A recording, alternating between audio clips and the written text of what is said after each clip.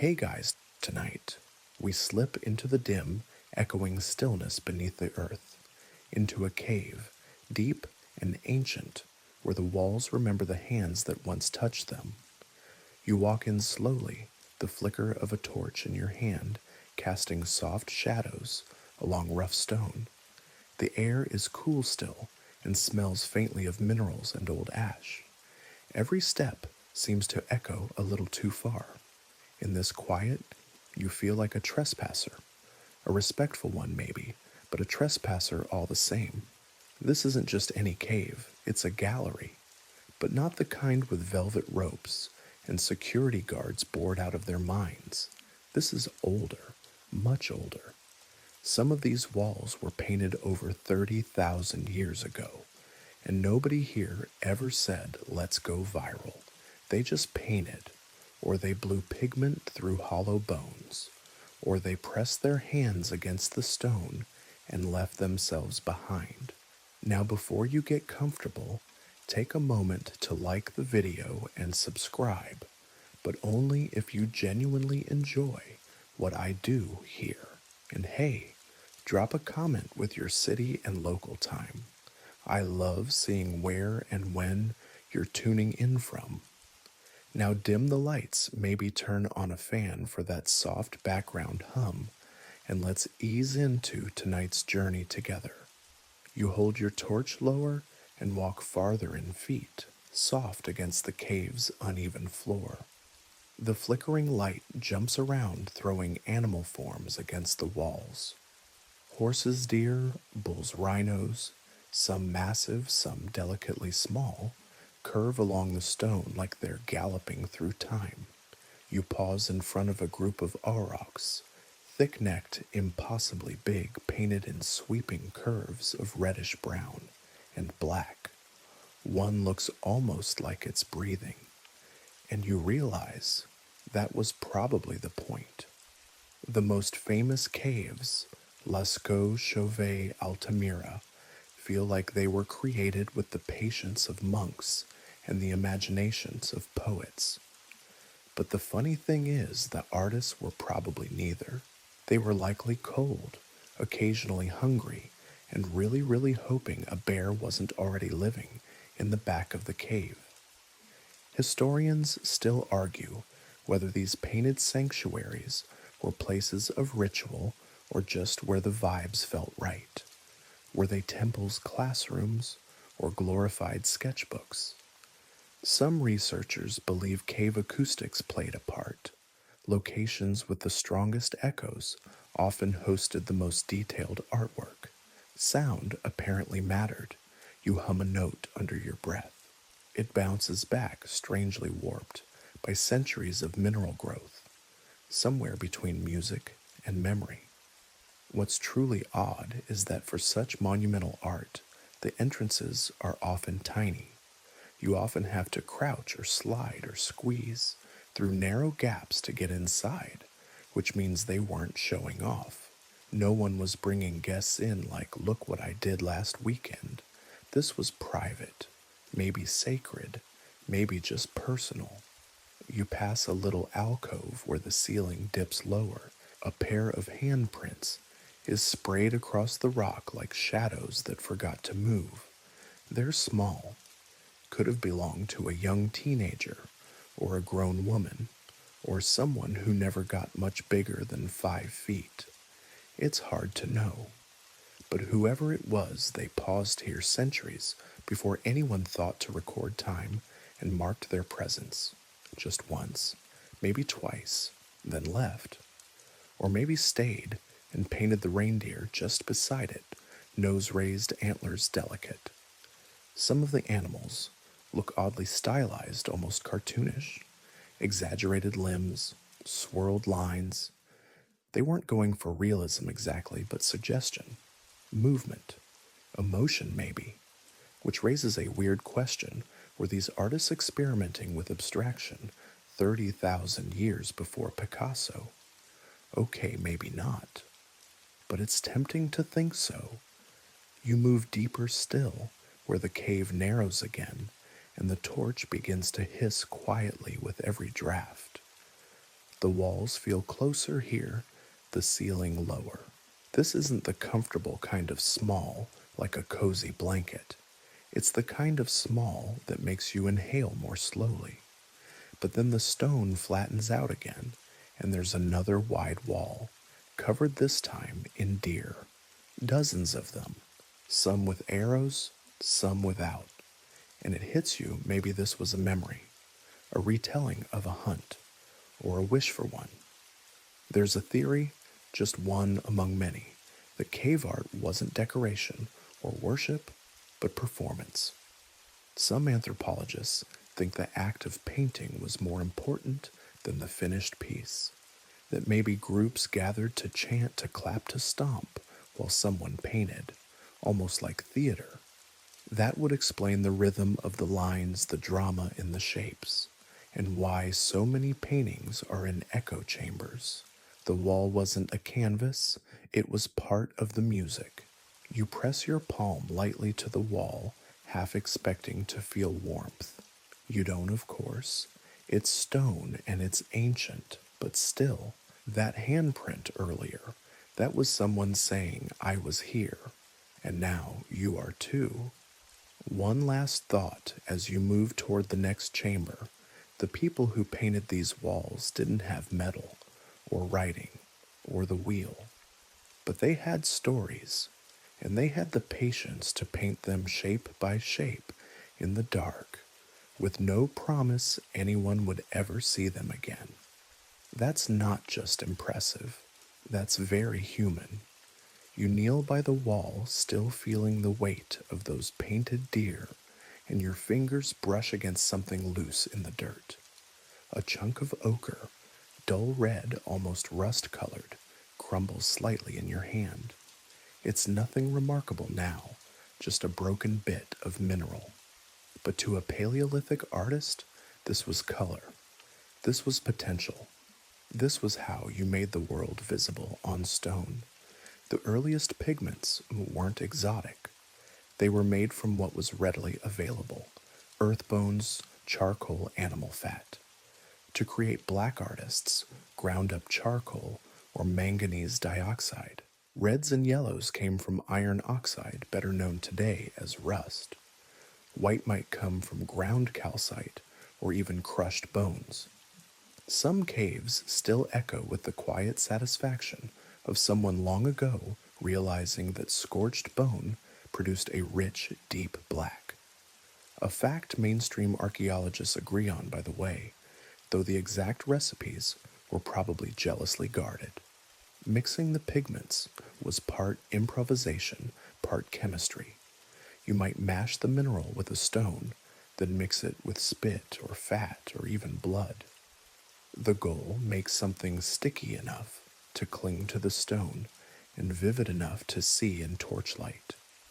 Some artists used binders like animal marrow or urine, not glamorous, sure, but undeniably effective. It's hard to argue with the results when you're staring at a bison that's been there since before farming existed.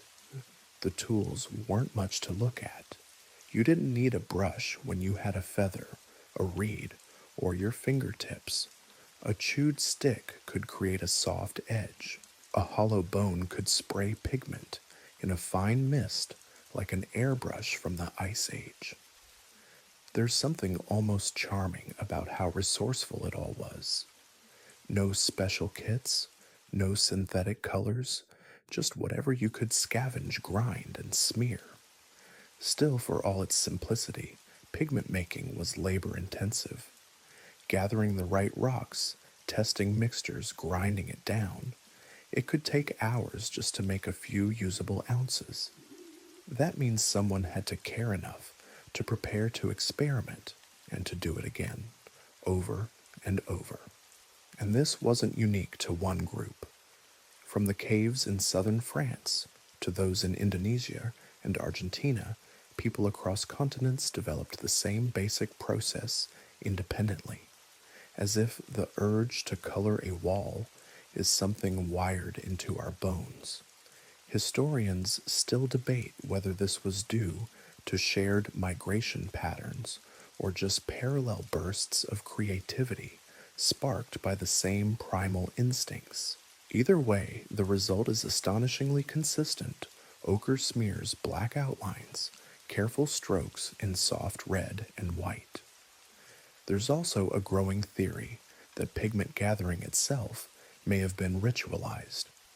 In some regions, the ochre sources were miles away from the caves, requiring journeys that might take days. That's a lot of effort for what basically amounts to prehistoric paint shopping, and yet people did it consistently for generations. You imagine someone crouched at the edge of a cliff, chipping red rock into smaller bits, placing them into an animal hide pouch. Maybe they hum while they work. Maybe the cliff is sacred. Or maybe they're just wondering whether they brought enough fat to mix with the pigment back at camp.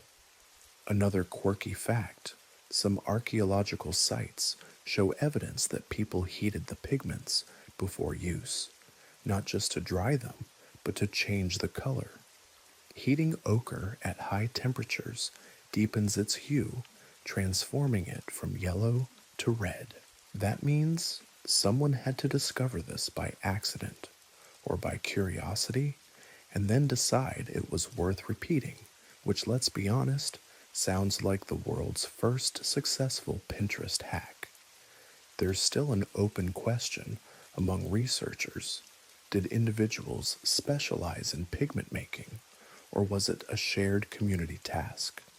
Were there ancient paint masters walking around with stained hands and good reputations, or was everyone expected to pitch in between gathering roots and avoiding saber-toothed cats? No consensus yet, but the consistency of the work suggests a practiced hand, or many practiced hands.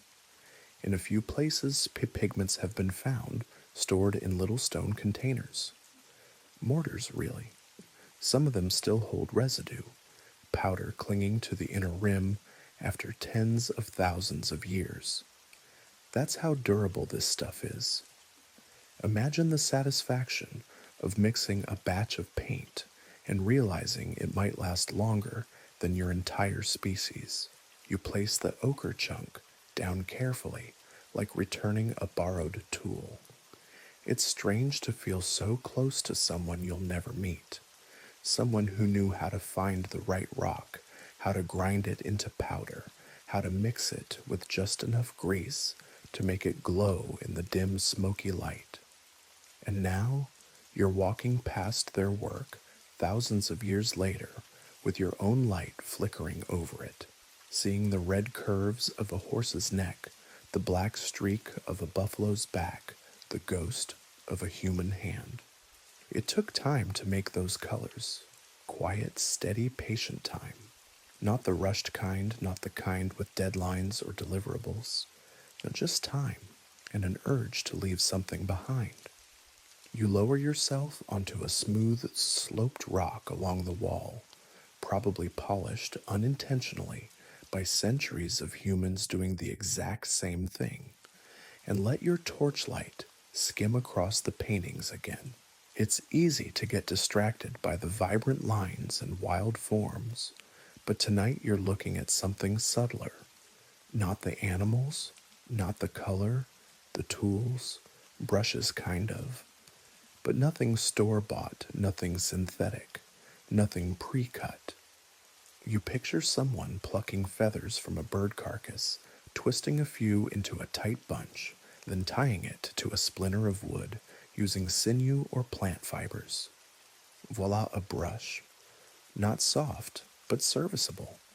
If you needed detail, maybe you'd chew the end of a stick until it frayed into bristles, or wrap a wisp of moss around a twig. Even a clump of animal fur jammed into a hollow bone could do the trick if you didn't mind a little shedding. Despite the improvisation, these tools worked, and they worked surprisingly well. The curved, tapered strokes on the cave walls suggest that artists had more than control. They had technique. Some lines are shockingly fine, almost like inked calligraphy. Others are broad and hazy, deliberately smudged to suggest depth or motion. They weren't just painting, they were thinking in texture. You lean forward and follow a long, dark line with your eyes. It loops, once flicks sharply, then trails off. One fluid gesture, probably made with a single swipe of a pigment coated reed or twig. That kind of fluency takes practice, maybe dozens of attempts on animal hides or dirt floors before committing to the stone. One fringe theory, still debated, suggests that some cave painters used primitive stencils made from bark or animal hide, especially for those haunting hand outlines. Others argue the effect was purely from blowing pigment through a hollow tube. Either way, the negative handprints are shockingly crisp, as though the artist had pressed themselves into the stone, exhaled, and vanished. And yes, there's even evidence of scaffolding, not the metal kind construction crews use, but simple platforms, stones, stacked branches lashed together, bones wedged into cracks to create ladders. Some cave ceilings soar meters overhead, and yet someone still managed to leave a row of red dots just beneath the highest arch. You don't do that without planning, or guts, or both. The materials were humble, but the mindset surprisingly sophisticated. Artists mixed techniques, outlining with one tool, filling in with another.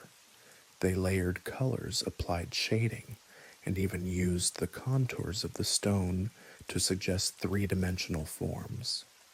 If a bump in the wall looked like a bison's shoulder, they didn't flatten it, they worked with it.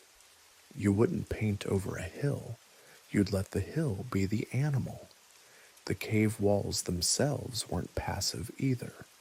Painters selected spaces with care, choosing sections where the stone's grain helped emphasize motion or where natural hollows echoed back sound just right. Some surfaces even look burnished, as if rubbed smooth first. Whether that was intentional or just the result of repeated contact is still up for debate. But one thing is certain, nothing here was haphazard. One quiet moment stands out. You come across a set of dots, just red pigment spaced out evenly across a flat section. No animal, no pattern, just dots. Could be a counting system, could be a game, could be boredom. The scholarly jury is still out, but the repetition feels deliberate, like someone trying to think in pigment. You shift your torch and catch a series of zigzags in the corner. Not decorative, at least not in the modern sense. Some believe they might be early maps marking the layout of the cave system. Others think they're symbolic rivers, snakes' trails, or perhaps someone was just idly carving while waiting their turn to paint. After all, not every ancient artist had the patience of a monk. Sometimes you doodle while someone else finishes the mammoth. There's a quiet beauty in how low-tech all of this is. You get the sense that if you had to, you could do it too. You could find a twig, mix some mud and fat, smear it on stone. You might not create a masterpiece, but the process would be familiar because the materials haven't changed, and the desire to make marks still as human as it ever was. What's missing, of course, is the noise. Not chaotic noise, but the gentle clatter of stone on stone, the low scrape of grinding, the whoosh of pigment blown from a reed. That's the real silence that fills this space. Not absence, but echo. The memory of making. You stand slowly and stretch your joints, creaking just a bit. Nothing like the artist who stood here before you, muscles probably lean from climbing and hunting and hauling rocks. But your hands feel the same tug, the same curiosity, the same hush. So you walk on. The next chamber opens wide, wider than you expected, like a hollowed out lung in the stone. The ceiling arches just high enough to make your footsteps sound exaggerated, even in the soft hush of torchlight. And here you pause, because now, finally, you ask the question that's hovered above every painted line and every dusty footprint. Why did they do it? You're not the first to ask, and you definitely won't be the last. Historians, anthropologists, dreamers, and amateurs all line up with theories, and none of them agree. Was cave art spiritual, a way to commune with the animal world, or with something beyond it? Was it instructional, an early user manual for hunting techniques, herd behavior, or species identification, or was it, well, art for art's sake? A very old, very chilly attempt to make something beautiful. Let's start with the spiritual. Some believe caves were sacred spaces, places to connect with unseen realms. In this theory, the act of painting was ritual, maybe even trance-inducing. Shamans might have led ceremonies deep in the caves, using chants, flickering torchlight, and hallucinogenic herbs to draw people into altered states. Animal images weren't decorations. They were portals, or prayers, or guides. But here's where it gets murky. Some caves contain incredibly detailed artwork in places so remote, so cramped, and so awkwardly placed that they seem almost intentionally hidden. That supports the ritual theory, sure, but not all paintings are buried in those places. Others are near the entrances in open, echoing chambers, places you could just wander into torch in hand no priest required. Which leads to the second theory, teaching. Maybe these weren't shrines, but schools. You'd gather the young ones, point at a row of buffalo, and grunt meaningfully. These we hunt, these we fear. Don't draw that one wrong. But that theory starts to wobble when you remember how much time and effort went into these works. You don't spend 5 hours painting a horse's flank in 5 shades of brown if you're just giving a quick lesson on anatomy. Then there's the hunting magic idea. Paint the animal so you can find the animal, or trap its spirit. Maybe you draw it before the hunt as a form of sympathetic magic. Success on the wall becomes success in the wild. Some paintings even feature wounded animals with exaggerated spears stuck in them. Coincidence, maybe, or maybe just wishful thinking. A Paleolithic vision board. Still, none of these explanations quite cover the whole picture. Some animals painted on the walls, like lions and rhinos, weren't hunted at all. Too dangerous, too fast, too full of teeth. Yet they appear over and over again, rendered with just as much care as the slower, tastier ones. And here's the twist. Some of the most impressive cave paintings are in chambers with terrible visibility. You can barely see them unless the torch is positioned just right. Why go through the effort of painting something no one else would ever see? One theory, newer and a little romantic, suggests they weren't made for others at all. They were made for the artist, a private act, an expression of creativity, boredom with a dash of meaning, which honestly isn't such a stretch. You've doodled in the margins before, so had they, only their margins were 40 feet underground, and their pens were ground hematite. Fringe scholars have tossed around the idea that cave paintings were early language, not just symbols, but visual narratives. That a cluster of dots, a wavy line, and a reindeer might form a sentence. It's a tempting theory. But there's no Rosetta Stone for cave art, no translation key, not yet. So the debate continues. One thing everyone does agree on: whoever made these paintings and thought carefully, chose deliberately, and returned often.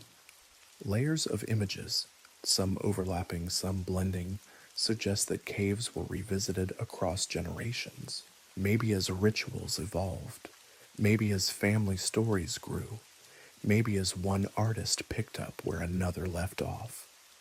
And that leaves space for one more theory, maybe the most human of all: that they painted because they could, that the blankness of the wall, the cold quiet of the cave, and the flicker of firelight all whispered the same thing: try. See what happens. Make a mark. You look up at a horse, its mane curling backward as if caught in wind. Its eye is little more than a dot, but it stares right through the centuries, right at you. And in that moment, you don't need an explanation. You just stand still and breathe. You stay in that stillness for a while, letting your torch burn a little lower, watching how the light flickers across stone and paint. Then you begin to notice something else, something you hadn't focused on until now. The sound, or rather the lack of it. Every scuff of your boot, every breath, every movement feels louder here, amplified, muted, then amplified again. The cave isn't just a place to paint, it's a chamber of echoes. This brings you to one of the most intriguing theories about Paleolithic art placement. A number of researchers believe that the position of each painting wasn't random at all. It was guided by sound, not aesthetics, not visibility, acoustics. In many of the world's painted caves, especially in France and Spain, the most detailed artwork appears in areas with unusual acoustical properties. Clap your hands in one chamber and you'll get a flat thud.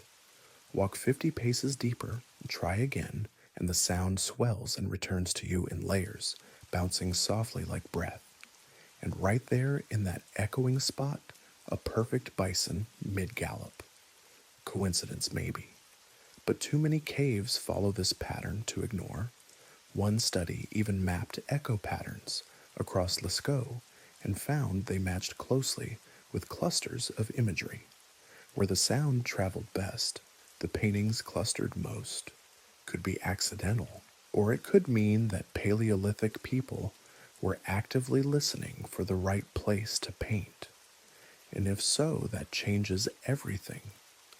You picture someone moving through the cave, clapping softly or humming, listening to the return, testing resonance the way a musician taps on wood, then stopping, sensing the moment, and beginning to paint.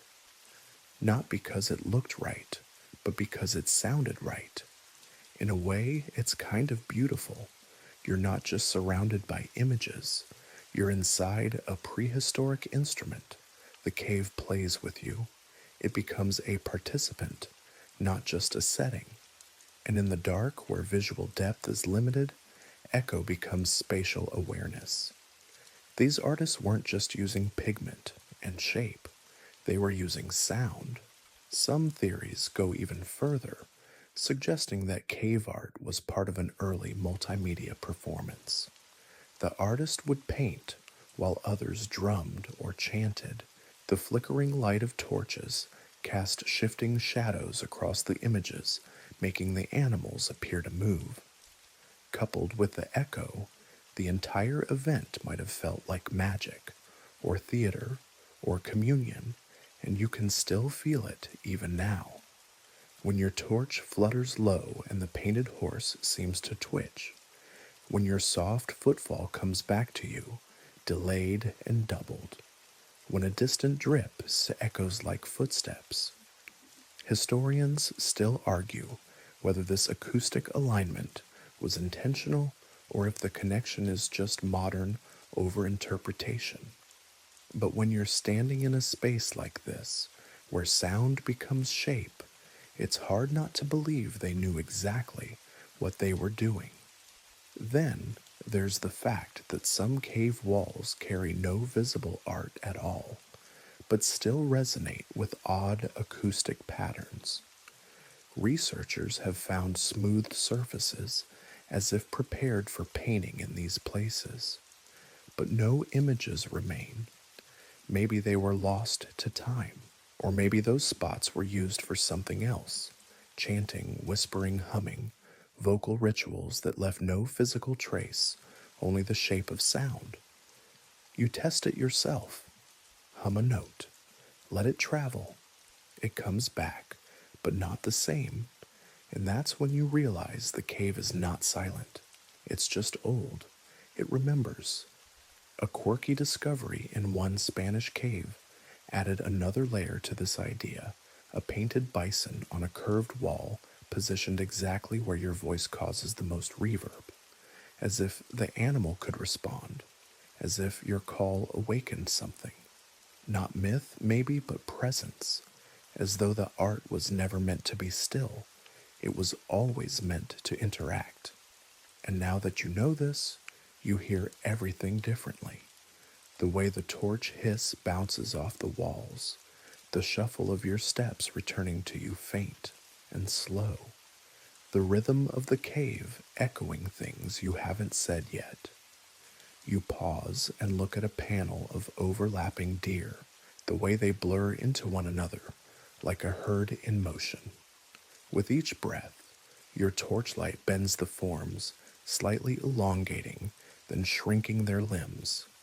And in that subtle movement, paired with the faint hiss of your breath, the whole panel begins to hum, not out loud, but in sensation. It's all part of the same language, pigment-shaped sound shadow. They weren't just decorating walls, they were composing. And as you step away, you realize you're walking through more than history. You're walking through a song, unfinished, half-remembered, stretched across stone. As you walk deeper, the paintings change, not in quality, but in style. You begin to notice overlapping forms, doubled limbs animals in strange postures. And suddenly it hits you, they're moving, or at least they're meant to move. But of course, nothing on stone actually shifts. So how did the artists do it? They painted motion into stillness. You pause in front of a wild horse, its legs blurred by what looks like repetition. 4 legs become 6. A second head hovers just behind the first. At first, it seems like a mistake, like the artist changed their mind. But when you look closer, you see intention. This is Paleolithic animation. Long before flip books or strobe lights, early humans were already trying to capture the illusion of motion. And one of their tricks, superimposition, painting multiple phases of a movement on top of each other. A galloping animal isn't just one pose, it's several, legs stretching, coiling, bracing for impact. The artist couldn't actually make them run, so they layered the poses, creating the suggestion of action. Another method is some positioning. If you shine your torch just right, shadows begin to stretch along the stone, and the repeated limbs blur. Add in the natural curves of the cave wall, and suddenly your eye fills in the blanks. That horse is galloping. That bull is charging. That bison just turned its head. No batteries required. This phenomenon has fascinated archaeologists and artists alike. In fact, some scholars believe that flickering torchlight, what you're seeing right now, was part of the experience. The artists may have designed their paintings to come alive under firelight, using the instability of flames to mimic movement. Not quite cinema, but not far off either. One fringe theory even suggests that these paintings were the earliest form of proto-animation designed to move in low light. Not static displays, but performances played across stone. Historians still argue over whether the effect was planned or accidental, But there's little doubt that these images feel alive. And when you lean back and watch the way the painted ox swells and shrinks under your shifting torchlight, it's hard to deny they knew. They also knew the stone mattered. Artists didn't pick flat walls if they could help it. They chose bumps, hollows, ridges, natural contours that could emphasize a shoulder or belly. In some cases, the shape of the rock dictated the animal. If a rise in the wall curved like a mammoth's back well, there's your mammoth.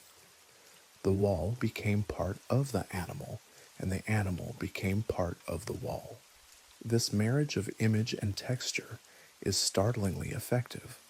A bison painted on a bulging surface looks three-dimensional without any shading at all. A deer whose flank dips into a natural groove seems more lifelike than anything drawn on canvas. You run your fingers just beside a raised rock, avoiding the paint, of course, and imagine the hand that saw this shape not as rock, but as rib cage. And then there's the color play. Pigments were often layered in specific ways, darker outlines, then softer infills, then highlights applied with a fingertip or chewed stick. These weren't lazy splashes of paint. They were built up, carefully, softly. In some cases, a single bison might have been worked on for days, maybe even weeks. Even today, digital artists use this exact method, blocking out the shape, refining the lines, adding depth with color. But here it's being done in firelight, with bone tools and iron oxide powder. You take a moment to observe a cluster of red and black rhinos. They're layered atop each other, snouts forward, horns sharp. The effect is almost dizzying. A herd in chaos, a stampede, a memory, or maybe a warning. There's no caption, no signature, just motion. And it's not always about realism. Some forms are elongated or compressed. Legs are curved in ways that don't quite match anatomy, yet they feel right. That's the artist's trick, capturing essence over accuracy. And sometimes humor sneaks in too. One bison looks positively startled, its eyes wide and mouth open, as if it's just remembered it left the fire on. There's even a known carving of a lioness mid-yawn, caught in a moment that's oddly domestic. These weren't just solemn rituals. These were people, and people notice the little things, how an animal startles, stretches, stumbles. It's tempting to think of them as distant, primitive, but the lines on these walls say otherwise. They say, I see movement. I understand grace. I can translate motion into mark. And now you're the one watching. The stillness of the cave, the flicker of light, the lines that won't quite stay still. The tunnel narrows again, though the walls around you remain thick with images. But here the animals thin out. What replaces them feels eerier, more personal. Rows of hands, dozens of them, fan out across the stone, palm down, and silent. Some look like they're reaching. Others are clustered together like a family photo frozen in pigment. You step closer, careful not to breathe too hard. These aren't drawings, they're presences. Each one was made the same way someone placed their hand flat against the rock and blew pigment around it, probably through a hollow bone or reed. When they pulled their hand away, the wall kept the outline, a reverse signature. And just like that, they were part of the cave forever. You hold your own hand up beside one. It's smaller than yours. Narrower fingers, short palm. Could have been a teenager, maybe younger, maybe a woman. There's no way to tell. Gender leaves no mark in stone. What's remarkable is how consistent the technique is. Across continents, France, Indonesia, Argentina, you find the same negative handprints, same spacing, same red and black pigments. Either this was the world's slowest spreading artistic trend, or people separated by thousands of miles were having the same idea at roughly the same time. Historians still argue over how to explain it. Did one group inspire another across ancient migration paths, or is the impulse to leave your hand behind just universal, a human instinct, like a child tracing their fingers in a school notebook or you putting your palm against a fogged mirror? Some caves take this intimacy further. A few of the handprints show missing fingers, not from injury, but intentionally shortened in the outline. It's unclear why. Some say it was part of a ritual. Others suggest frostbite or cultural body modification. Still others think it was simply a form of symbolic expression, like a code. We may never know. But there's a quiet jolt in realizing how deliberate it was. They weren't just leaving a mark, they were telling a story, with fingers, and not all the prints are adult-sized. In fact, more and more small handprints are being discovered tucked into alcoves and low walls. Children, some barely big enough to wrap around your thumb. Were they helping, imitating, playing?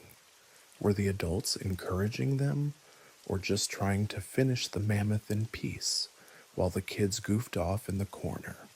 You look closer at one little handprint, only to spot another overlapping it, then another, a soft chaos of palms and fingers. It doesn't feel solemn. It feels familiar, like kids writing on each other's notebooks, like a prehistoric version of I Was Here, which brings you to a deeper question. Were these hands meant for others to see, or just left behind for the cave itself? Some scholars propose that placing your hand on the wall was a way to blend into the earth, to become part of it, a ritual gesture, a return to origin. But honestly, the simplicity of it might be enough. You press your hand to stone you blow, and you vanish, leaving only the shape, something that says, I existed. I reached. I stood still long enough to do this one thing. The hands also bring you back to the idea of identity. There are no names in these caves, no signatures, no autobiographies. But these prints, they're as close as we get. Biometric traces. Scientists have even analyzed finger lengths and spacing to try to identify individuals, matching handprints across chambers. In a few cases, they've found evidence that the same person painted in multiple sections of the cave, like a roving muralist. And there's a quirky discovery from Chauvet Cave. One artist, identified by the unique curve of his finger joints, seemed to favor a particular style of bear, always drawn with a curved snout and tucked paws, like an early version of branding. You smile at the thought, someone with a thing for bear portraits, just doing their own thing, leaving subtle trademarks behind. And then you notice another kind of handprint, not blown, not sprayed, just pressed. A full handprint smeared slightly downward, as if someone leaned against the wall, took a breath, and stayed. You reach out, not to touch, just to trace it with your eyes. It's quiet now, so quiet, and it feels like someone's still here. Your steps slow as you follow the narrowing corridor into a chamber that feels different. It's not the shape exactly, not the acoustics, it's the feeling, as if the air thickens slightly or the walls have drawn in to listen. You're not surrounded by elaborate bison or elegant stags here. The paintings are simpler, scarcer, less dramatic, but somehow they feel more alive.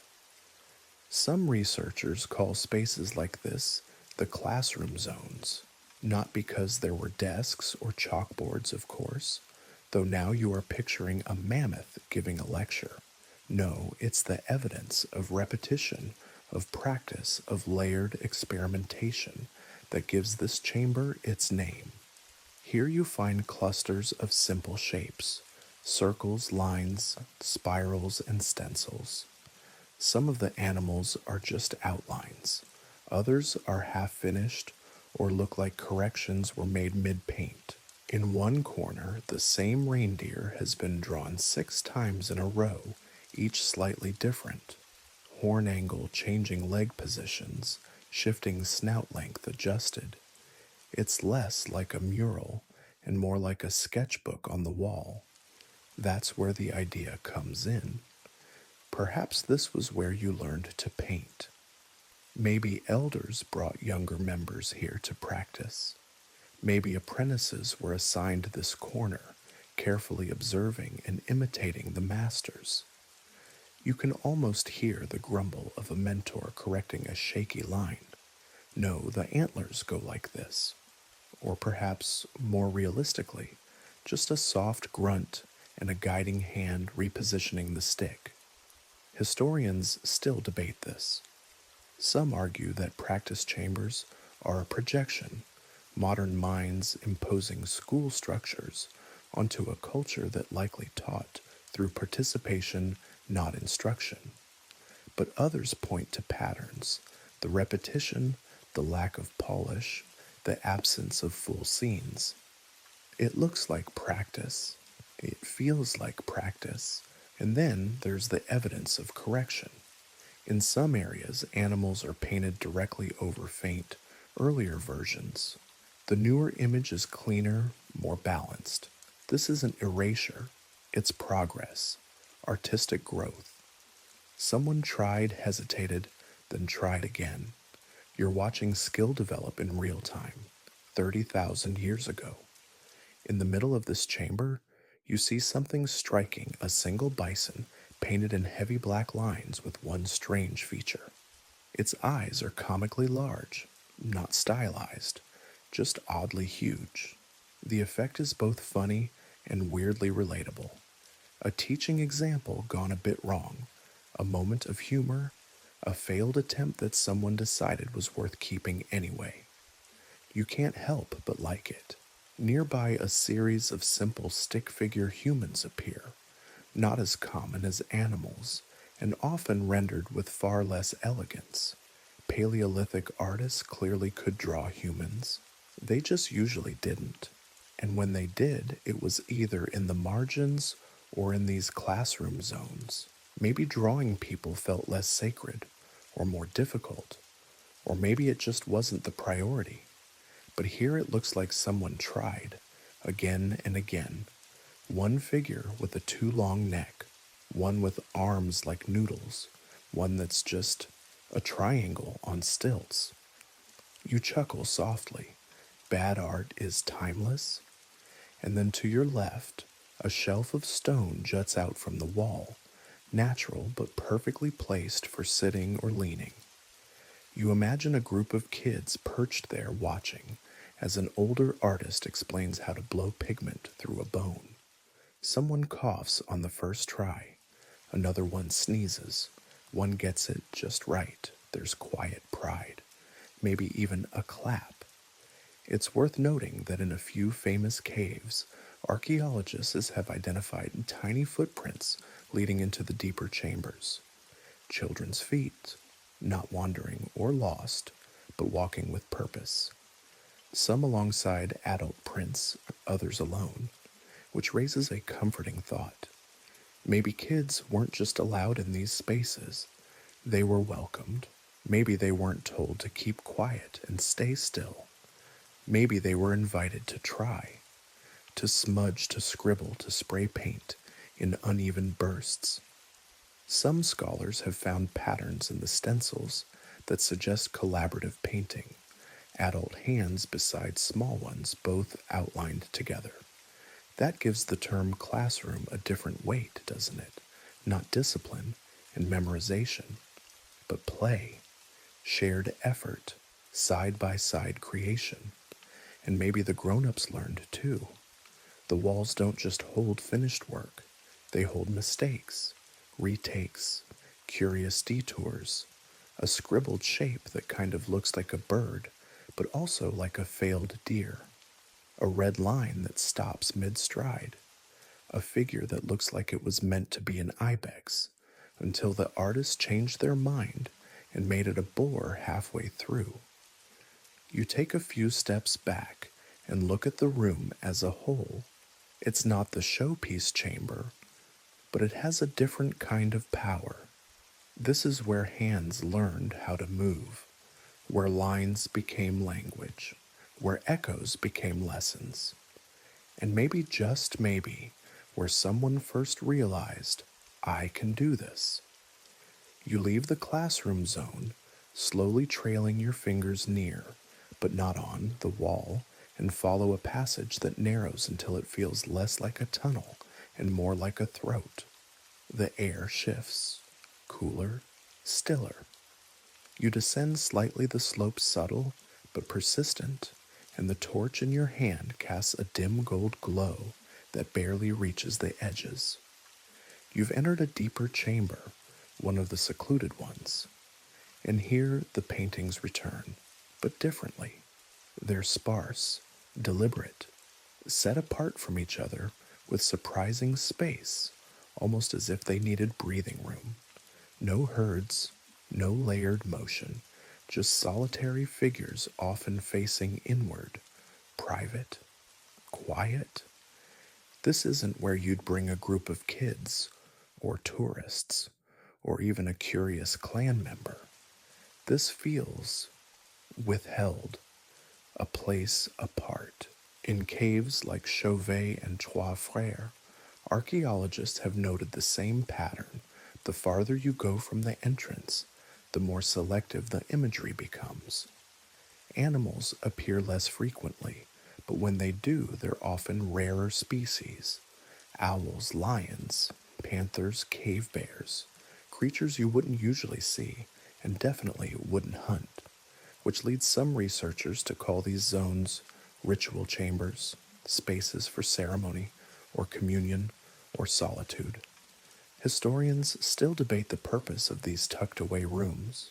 Were they sanctuaries for shamans' secret meeting spots, or simply places where certain artists like to be left alone?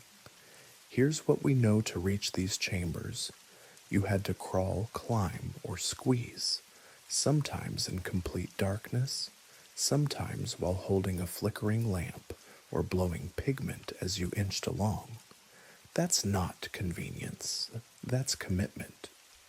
You don't drag yourself through narrow rock passages just to doodle for fun. You do it for a reason, even if that reason is only known to you. And there are no crowd scenes here, no repetition. One animal, maybe two, one handprint, maybe none. You stare at a lone ibex, painted high on a ledge. It looks down, not at you, but across the chamber toward another wall where a solitary figure, a bison barely outlined, waits. The two don't face each other, but they see each other, and you wonder, were they meant to be in dialogue? In some caves, the deepest chambers contain no images at all, just smooth walls with soot traces and fire-blackened ceilings, as if someone came here only to sit, or speak, or listen. One such spot, nicknamed the Sanctuary, had no decoration, but the floor was littered with charcoal bones and smooth stones worn down by repeated human contact. It was used. It mattered. But it left no picture. That's an eerie kind of art, isn't it? The invisible kind. You crouch now, squeezing under a low overhang where the stone seems to droop like a heavy brow. On the other side, a tiny chamber opens, no taller than a person, no wider than a closet. Inside, a single handprint, black, smaller than yours. On the ceiling, you blink. Someone had to lie on their back, press their hand overhead, and blow pigment upward into the stone, a gesture both awkward and intimate.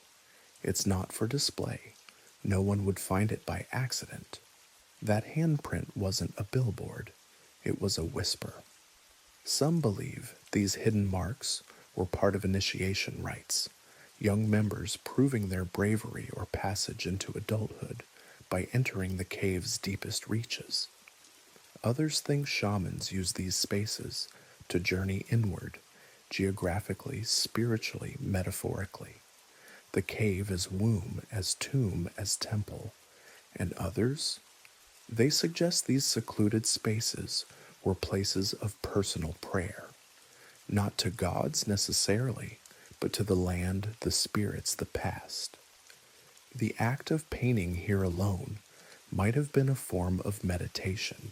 One quirky discovery from the Tuc-Dodoubert cave in France supports this idea. In a chamber so remote, it requires crawling through a tunnel barely wider than your body. Archaeologists found 2 clay bison sculptures, each about 2 feet long. They weren't painted, just carefully molded from wet clay on the cave floor. No one ever fired them. No one ever moved them. They were never meant to be seen. And yet, they're perfect. What kind of person makes something so beautiful, then leaves it in the dark? Maybe someone who doesn't need an audience. You sit now on a flat stone, your torch flame low and steady. Around you the cave presses in, not oppressively but closely, like an exhale. This chamber doesn't show off. It doesn't perform. It holds. And in that holding, there's stillness, not emptiness, presence, not a gallery, a sanctuary. You rise slowly, limbs a little stiffer than before, and begin to retrace your steps, only slightly, not to exit the cave, but to veer into a side passage, one with a faint dusting of charcoal footprints that have somehow endured thousands of years. Most are indistinct, but some you can still make out the curve of a heel, the arch of a foot, even a toe print. This is where the human presence in the cave stops feeling hypothetical and starts feeling undeniable. The floor here is soft with sediment and dust, but every so often ancient footprints rise like fossils in motion, not preserved on purpose, just there, frozen accidents, moments of walking that became monuments. In the Chauvet cave, scientists uncovered over 100 such prints, mostly human, mostly barefoot. One set in particular has become a quiet mystery. A child, maybe around 10 years old, walking alongside a wolf or a large dog. The animal's prints are right beside the child's moving together. Were they companions? A coincidence nobody knows. But the scene feels oddly tender. You can almost picture the small hand clutching thick fur. Historians still argue whether Paleolithic humans had begun to domesticate wolves by that point. Some believe early bonding was already happening, that a few brave or curious pups had been integrated into human life as watchful allies. Others say the prints just overlapped by chance and were reading too much into it. But when you see those tracks side by side, the simplicity is striking. Someone passed here, someone very small, someone not alone. And as you follow this imagined child's path deeper into the passage, you start to see faint marks along the walls, burned streaks from torches, black arcs that rise and dip like the swing of a slow arm. These were left by movement, not paint, not pigment, but soot, the residue of light. Archaeologists call these torch strokes, and they tell their own story. You can map where someone paused, where they lifted their torch higher, where they turned in place. One curved streak even suggests the moment someone tripped slightly and used the wall for balance, smudging soot as they steadied themselves. Then there are the hearths. In this next chamber, you find a low, scorched circle of stone, charcoal ash bone fragments, an ancient fire pit, maybe more than one. These weren't infernos, just small steady flames to give warmth or light. Some burned animal fat in stone cups, which released a long, steady burn. Think of them as Paleolithic oil lamps, smoky, dim, gentle. The use of fire in these caves was more than functional. It shaped the very experience of the space. Fire created shadows. Fire revealed. Fire performed. Imagine painting by it. The wall changes constantly. One moment your mammoth looks tired, the next, fierce. A flicker of flame adds a shine to the eye. A breeze makes the horse appear to lean into a gallop. It's not static, it's cinema. Some artists even seem to anticipate this. They painted the animals in such a way that the shadows could stretch their forms across the curves of the stone. In certain cases, torchlight makes a bison's silhouette double, one real one flickering, a prehistoric version of motion blur. You find another hearth smaller than the first. Beside it, three small handprints, close together, almost overlapping. No drawings here, no big scenes, just the remains of warmth and hands small enough to still be clumsy. It's easy to forget how cold these caves were, how far from daylight. But these hearths made the space livable, not comfortable maybe, but survivable. And in the quiet glow of animal fat lamps, you can imagine voices, low murmurs, a bit of laughter, breathing, listening, being. And then there's the evidence of tools, stone flakes, pigments, sharpened bone fragments, left beside the fire as if someone had just stepped out and would be back any moment. Of course they won't be. It's been thousands of years, but they left things exactly as they needed them, neatly, intentionally. Even today, some fire-blackened ceiling marks still match the angle of torch soot, meaning the torch was held there and the flame licked that spot.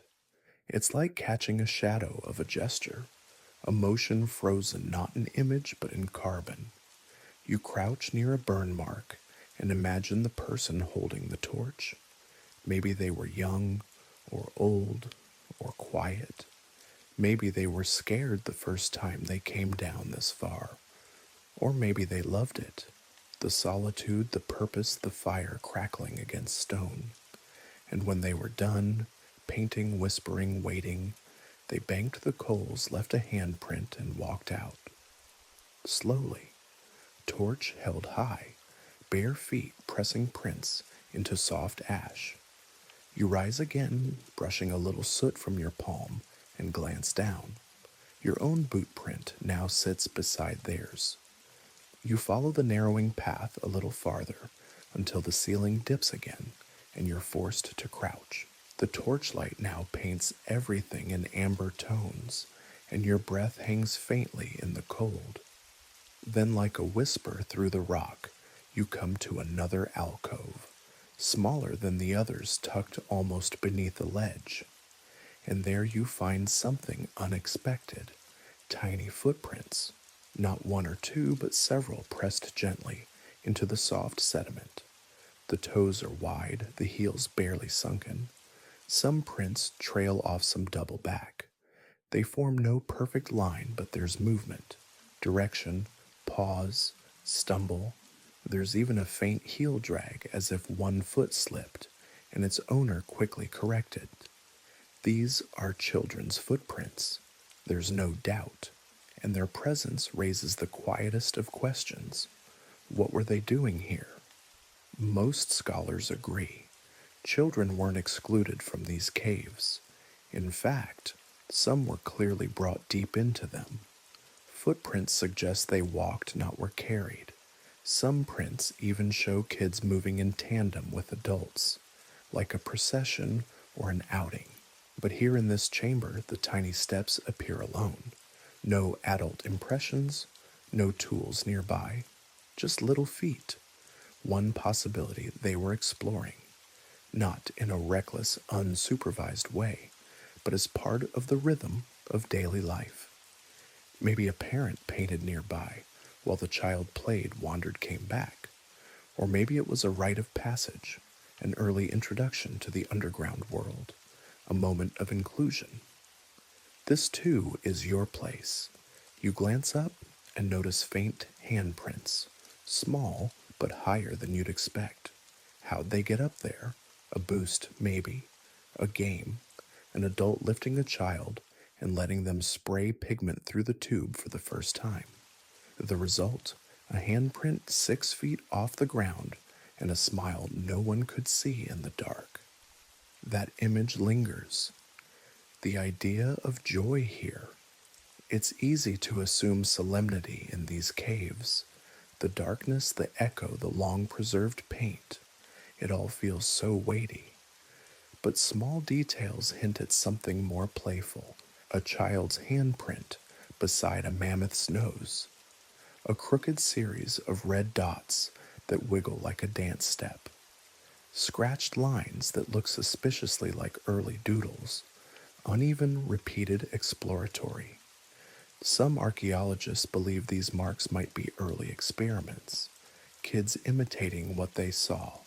Others argue they're meaningful symbols. But one quirky theory proposes something far more relatable.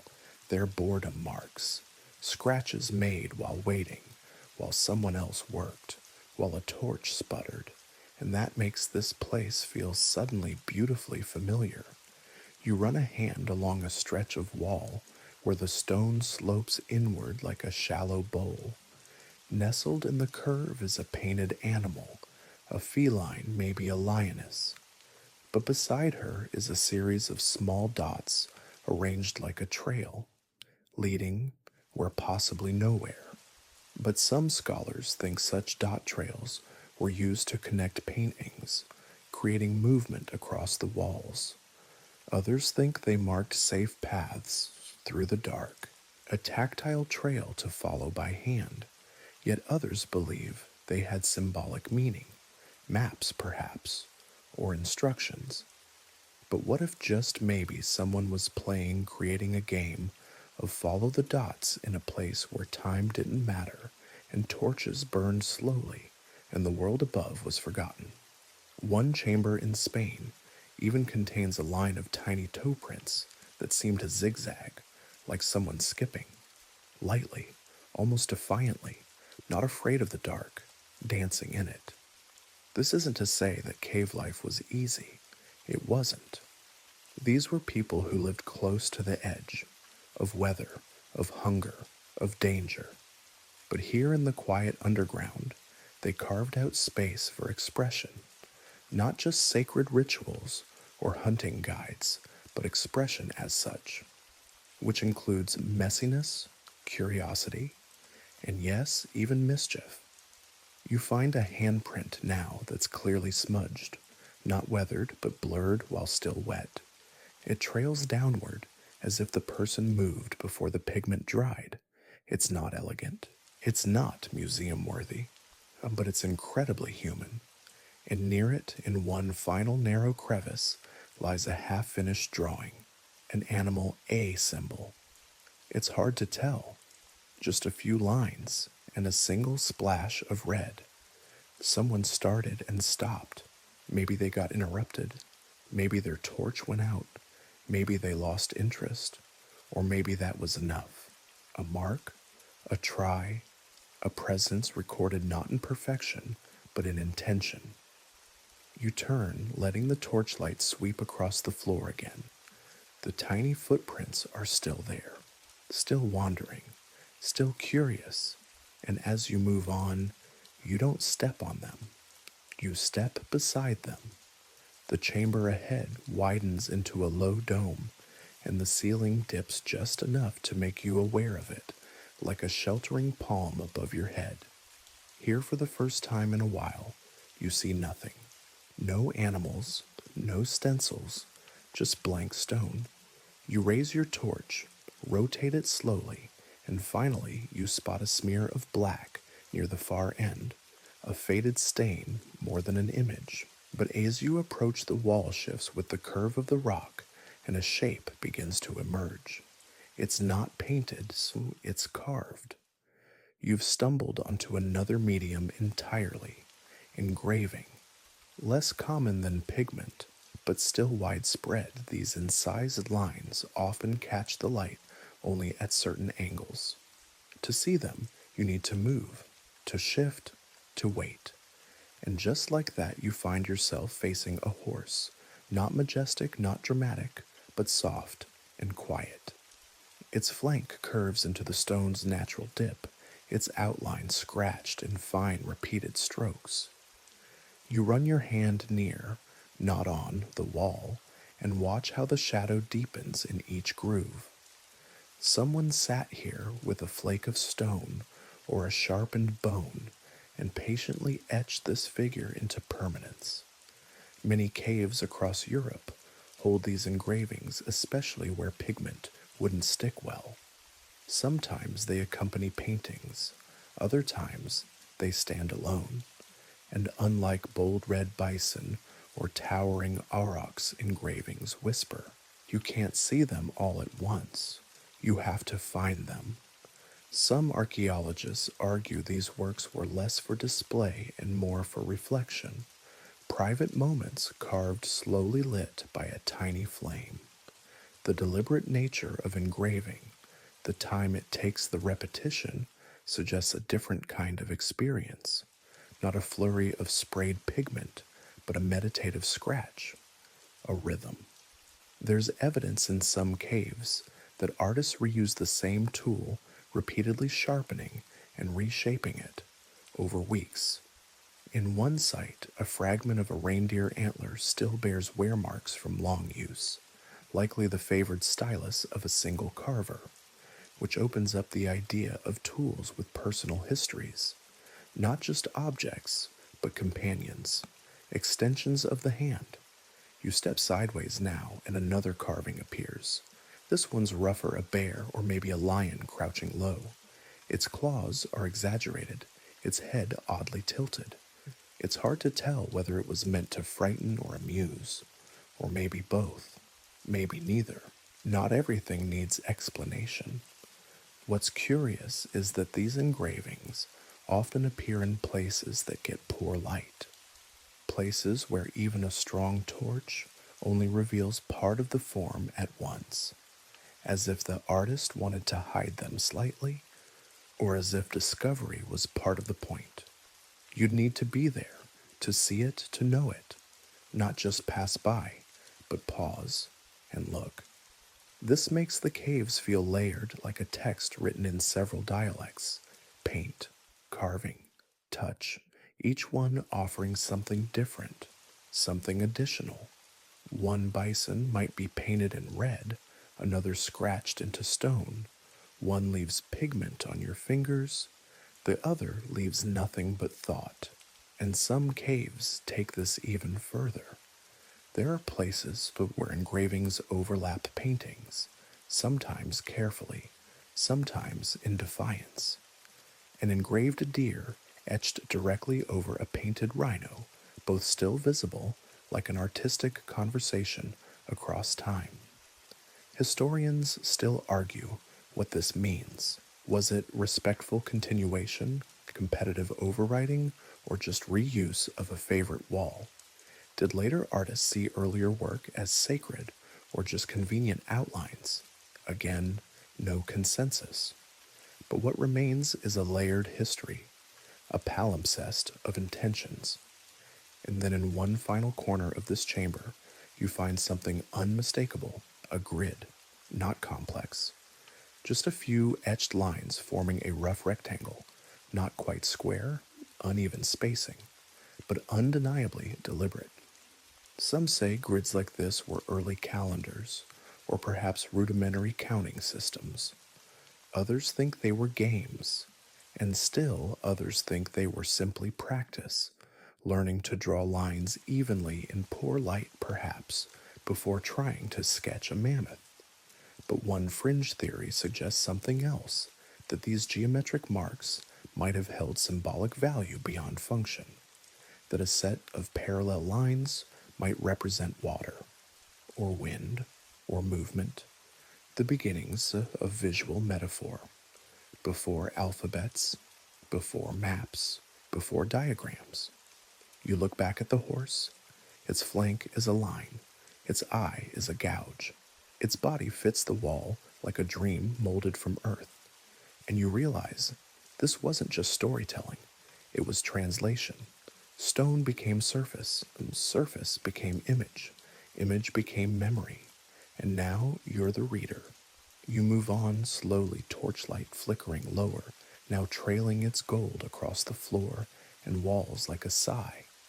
This next passage isn't decorated, at least not with animals or symbols, but the walls are smudged, not in pigment but in contact, as if over centuries people passed this way, with frequency their hands brushing the same stretch of stone. It's polished in places, smooth, worn, and just ahead you catch the edge of something, painted yes, but almost faded into invisibility. You raise the torch, angle it, and there it is, a human figure, a rarity. Humans appear in cave art far less often than animals, and when they do, they're odd, stylized, obscured, less graceful, less precise.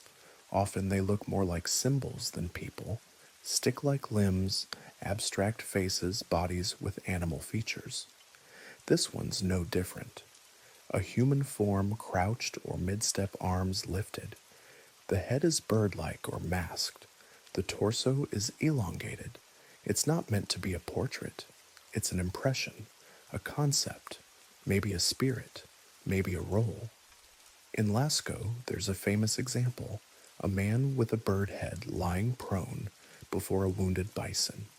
It's one of the only full scenes ever discovered in Paleolithic art. And it's strange. The bison has been pierced by a spear, its intestines trailing. The man appears to be dead or unconscious. Beside him stands a bird on a stick, possibly a totem, or a companion, or a joke. No one agrees. Historians still argue whether such scenes were mythological, ritualistic, or cautionary tales. Some interpret them as shamanic visions, others as simple hunting stories. Still others say the human wasn't the focus. The bison was. The human just happened to be nearby. But when humans do appear in cave art, they often wear masks, animal heads, horns, beaks. It raises the question, were these depictions of actual rituals in which people dressed up as animals, or symbolic representations of transformation, of merging with the wild? In one Spanish cave, a figure with antlers painted atop their head stands in a lone alcove, facing away from the chamber, not toward it, away, like they're parting or performing. There's a fringe theory that these masked humans were early mythic archetypes, figures passed down through oral tradition, embodying forces of nature or ancestral memory, not people, roles, symbols, and that suggests another possibility. Maybe cave art was part of a larger system, one we can no longer see. Maybe the images were accompanied by stories, chance dances, none of which survive, only the stone. But even without a soundtrack, the art speaks. And when it speaks of humans, it speaks carefully, selectively. You pass another panel now. This one holds just a pair of legs. No torso, no head, so just two strong lines ending in simple pointed feet. They might be running, or falling, or standing still. Why stop at the knees, no one knows. Some believe these partial figures were never finished. Others think they were meant to be that way. Focus drawn to the motion, not the identity. You begin to notice that even when the human form is vague, posture matters. Arms raised might signal dance. Knees bent might suggest a hunt or submission. The gestures feel familiar because they're timeless. You've seen someone raise their arms like that before, maybe in joy, maybe in warning, maybe on a stage. One particular panel stops you cold. It's faint, deliberate. Two humanoid figures stand side by side, one with a faint curve at the hip, the other broader.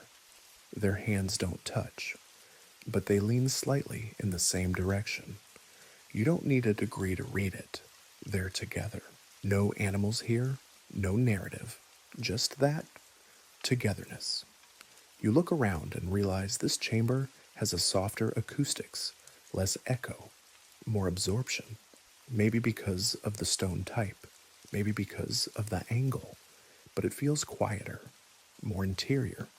You sit for a moment on a low shelf, let your torch rest in the dust beside you, and think about all the people who pass through here, not as spirits or symbols, but as themselves.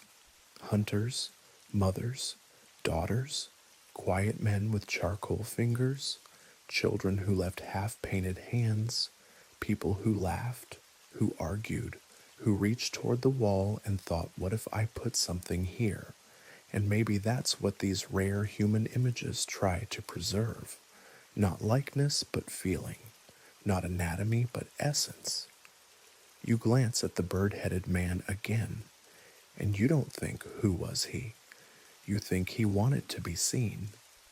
The tunnel begins to slope again, but this time upward, just slightly like a long-held breath being released. You pass familiar walls now behind you. Handprints, echo chambers, shadowed creatures. And then the path splits again, and you take a turn you didn't notice before. Tighter, narrower, the kind of passage someone only finds by curiosity or accident. And in this quiet final arm of the cave, you find a strange thing. There's no art here, no pigment, no carving, not a single image on the walls, but on the floor arrangement, a cluster of pebbles carefully set, small bones lined in a rough spiral, a broken antler resting atop a stone as if placed with intention, not dropped. It's not a trash heap. It's not a natural formation. It's something else. Some archaeologists call this kind of thing portable ritual, objects arranged instead of painted a different kind of expression. Some even go as far as to say it's proto-sculpture. But whatever you call it, it suggests a shift from marking the wall to shaping the space. You kneel beside the antler and look closer. The bones are tiny, maybe bird bones or the delicate toes of a hare. Someone brought them here, carried them into the dark, arranged them, and left them behind. Why, no one knows. It could have been symbolic, a farewell, a shrine, a joke, a memory, or just someone quietly stacking what they had the way you stack stones by a stream when your hands have nothing else to do.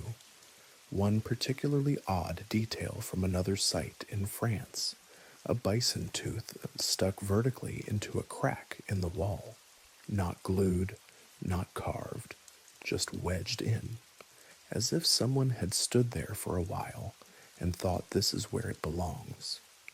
Historians still argue whether those objects were part of ceremonies or just spontaneous gestures, but there's no doubt they were arranged on purpose, and that matters, because it means people were shaping their world in multiple dimensions: image, sound, object, place. You pause again, noticing how still the air is here. No wind, no echo, just breath. You realize something else. There are no footprints in this chamber, none visible anyway. Maybe this area was sealed until recently. Maybe it was rarely visited. Maybe it was meant to be left alone. And then by sheer accident, your torchlight catches the edge of a rock face, and there it is. Faint, almost imperceptible, a series of fine scratches clustered like tally marks. Vertical, spaced, measured, counting maybe. You remember similar marks found in Blombos Cave, thousands of miles away in southern Africa. Lines carved into red ochre blocks over 70,000 years ago. Parallel, intentional, abstract. Are these the same? Nobody knows. One fringe theory is that such marks were part of a lunar calendar, a way of recording moon phases, seasonal shifts, or animal migrations. Another theory, it was someone's version of passing time, not with a sundial, but with a stone and an idle hour, like scratching days into a prison wall, or notches on a tree, a tally of moments. You trace one of the lines in the air. It's not perfectly straight, but it means something, even if that meaning is now lost. And suddenly you realize the most striking part of this chamber isn't what's been painted or built or counted. It's what's been left blank. Not every space was filled, not every wall was used. Some were respected simply as space, unmarked, untouched. That restraint itself becomes meaningful, sacred even. You take a slow breath and listen. Nothing moves, but everything waits.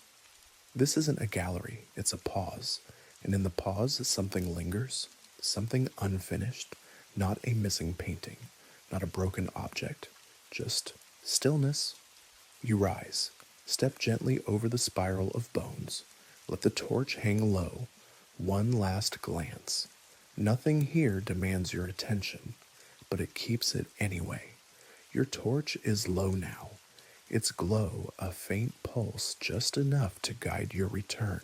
You retrace your steps, quietly following the now familiar turns and slopes, the soft, uneven ground carrying the weight of both your presence and the past. You're nearing the end of the cave, nearing the light, but something draws you back, not your feet, but your mind.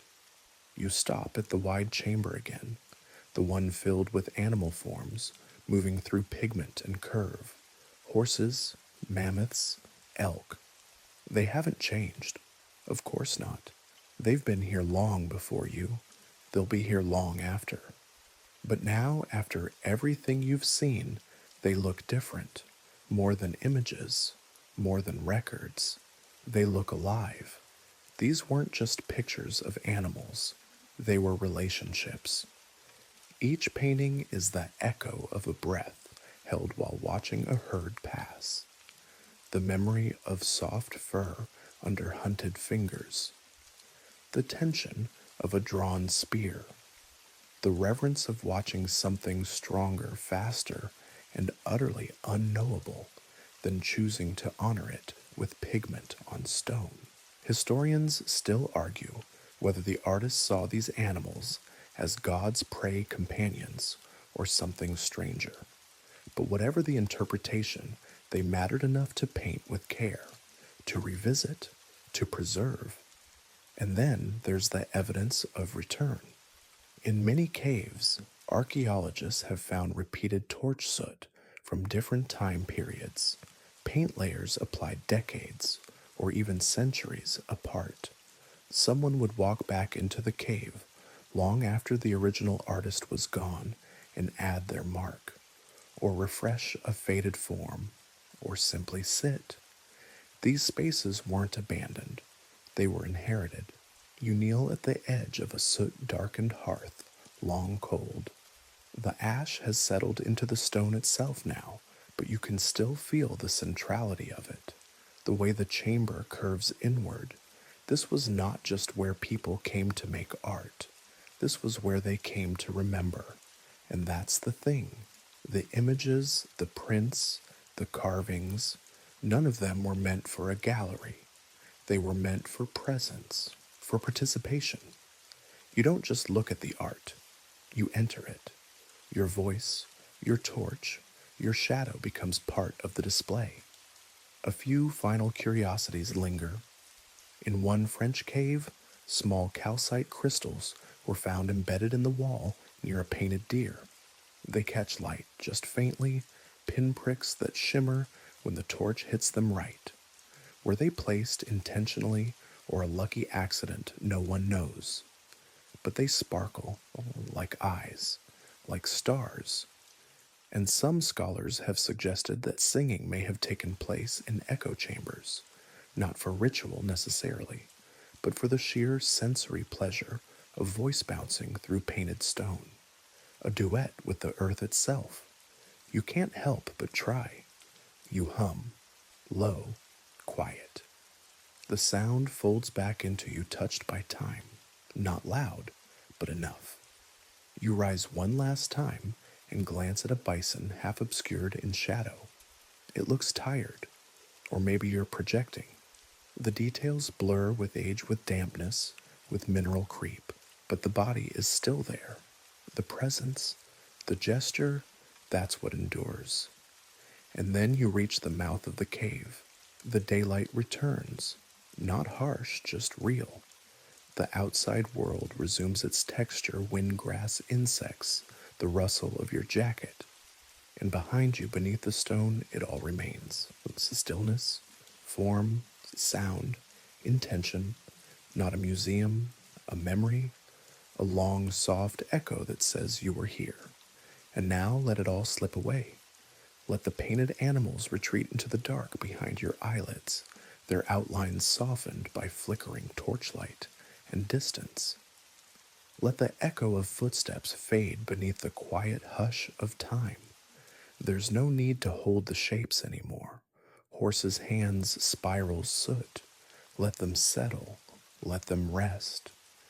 You've walked deep tonight, far from the noise, far from the screens and clocks and buzzing of the world. You've crouched where someone else crouched before you lit a torch, where someone once struck flint and stood beside a wall that listened longer than any voice ever could.